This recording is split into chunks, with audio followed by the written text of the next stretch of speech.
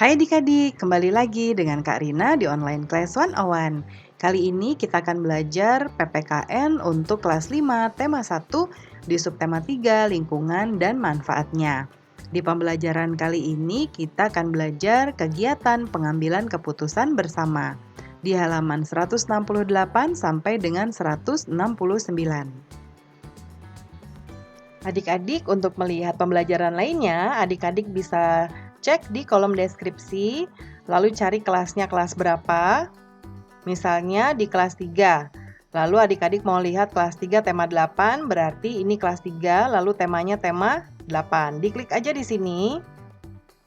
Nanti akan dialihkan ke halaman lain di browsernya dan masuk ke playlist di tema tersebut. Seperti ini. Nah, ini sudah berurutan mulai dari halaman awal sampai dengan halaman terakhir di bukunya ya. Dan di sini Karina membagi-bagi berdasarkan pembelajarannya. Jangan lupa di-subscribe dan klik loncengnya ya. Terima kasih. Yuk kita mulai adik-adik. Ditonton sampai habis ya. Jangan dilewatkan karena ada informasi penting yang Karina berikan. Dan diulang lagi videonya sampai adik-adik benar-benar paham. Amati perilaku orang-orang di sekitarmu adik-adik. Ya, tuliskan contoh-contoh kegiatan pengambilan keputusan bersama yang sesuai dengan nilai-nilai Pancasila. Nanti dituliskan di kolom berikut ya. Jadi nanti ada beberapa lokasi atau cakupan yang akan kita amati, yaitu di sekolah, di rumah, di masyarakat, dan di bangsa dan negara. Nah, kemudian kita diminta untuk memberikan contoh kegiatan pengambilan keputusan bersama di masing-masing lokasi tersebut. Nah, kita mulai yuk adik-adik. Nih, Karina sudah buatkan contohnya di sebelah kanan. Yang sekolah, tadi pemilihan ketua kelas sudah dicontohkan ya. Lalu berikutnya ada musyawarah penyusunan tata tertib sekolah. Ini mungkin dari pihak sekolah ya. Kemudian rapat anggota tahunan koperasi sekolah. Kemudian rapat pembahasan program dan kegiatan sekolah. Nah, itu tempat di mana biasanya kita mengambil keputusan bersama. Lalu kalau di rumah. Nah, kalau di rumah biasanya kegiatan pengambilan keputusan bersamanya yaitu musyawarah dalam penyelesaian permasalahan keluarga. Misalnya adik-adik sedang berebut mainan sama kakak ya. Lalu kemudian gimana nih caranya supaya tidak terjadi lagi berebut mainan. Ya, kita adik, kakak, ayah, ibu berdiskusi bagaimana caranya, apakah diberikan waktu bergiliran untuk memainkan mainan tersebut atau misalnya beli baru jadi punya 2, ya itu nanti diselesaikan bersama-sama ya. Kemudian musyawarah dalam menentukan kebutuhan yang harus dibeli, mungkin ini lebih ke ayah dan ibu. Adik-adik mungkin akan ditanya untuk besok mau beli jajan apa atau mau masak apa gitu ya. Kemudian musyawarah untuk memilih sekolah ya. Sekolah untuk adik-adik nanti SD-nya kalau sudah lulus, SMP-nya mau di mana.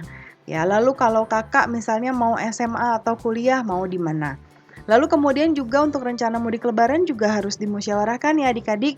Kapan berangkatnya, kemudian jam berapa, apa saja yang mau dibawa untuk oleh-oleh dan lain sebagainya. Kemudian masyarakat. Di masyarakat biasanya keputusan bersama itu ketika di RT RW ya, pemilihan ketua RT atau ketua RW, kemudian menentukan jadwal ronda untuk bapak-bapak, kemudian juga pelaksanaan kerja bakti dan juga ketika ada pembangunan masjid. Ya, itu di masyarakat. Dan di bangsa dan negara itu biasanya ada pemilihan presiden dan wakil presiden. Pasti adik-adik sering lihat ya di TV ketika masa kampanye presiden nanti akan ada pemilu. Nah, itu contohnya. Dan juga pemilihan anggota DPR. Nah, ini Karina kurang tulisnya ya. Ini anggota DPR ya adik-adik ya. Nanti adik-adik tambahkan. Nah, itu contoh-contohnya. Nilai-nilai luhur yang terkandung dalam sila-sila Pancasila apabila diamalkan akan menjamin kehidupan dalam berbangsa dan bernegara yang lebih baik adik-adik. Ya, karena kita punya pegangan, pedoman yang kita harus amalkan ya. Nah, Indonesia pun akan semakin disegani oleh bangsa lain di dunia. Perasaan menjadi satu kesatuan sebagai bangsa Indonesia juga merupakan salah satu amanah dari Pancasila. Pancasila yang merupakan dasar negara menghendaki semua unsur dalam bangsa menjadi satu kesatuan layaknya sila-sila dalam Pancasila. ya, karena sila Pancasila itu saling melengkapi. Layaknya juga papan catur, berbeda warna, kotak-kotak, tapi membentuk satu kesatuan yang tidak bisa dipisahkan. Jika ada satu yang pisah atau terlepas, papan catur tersebut tidak akan lagi bisa berfungsi, ya. Nah, sebetulnya ini ada kotak untuk diisi ya adik-adik, tapi tugasnya adalah ini sesuai dengan yang terjadi di sekitar adik-adik, ya.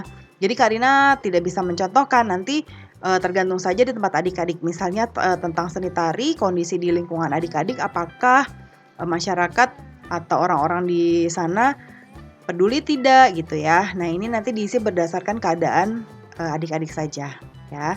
Nah, pembelajaran kita sudah selesai adik-adik. Terima kasih sudah menonton sampai akhir. Mohon dimaafkan apabila ada kesalahan dalam perkataan maupun dalam materi yang diberikan. Sampai jumpa di pembelajaran berikutnya. Dadah!